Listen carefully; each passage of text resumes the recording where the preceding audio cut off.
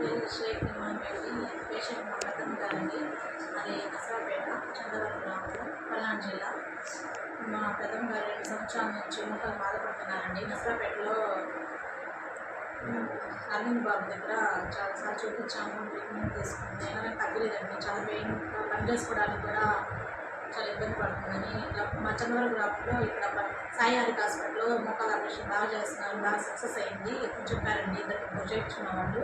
అందుకని మా పెద్దలు ఇక్కడికి వచ్చారు చూపించుకున్నామని. మామూలుగా వస్తే సార్ అన్నారు, రాము సార్ అన్నారు సర్జరీ చేయాలమ్మా అన్నారు.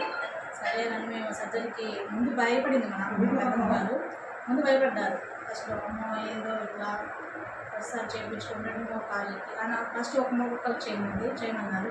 కాదమ్మ రెడ్డి నేను చేస్తాను మీకు బాగుండిద్ది, నేను నీ గట్టిగా భరోసా ఇచ్చానండి. చేయించుకున్నాను. బాగుంది ఆపరేషన్.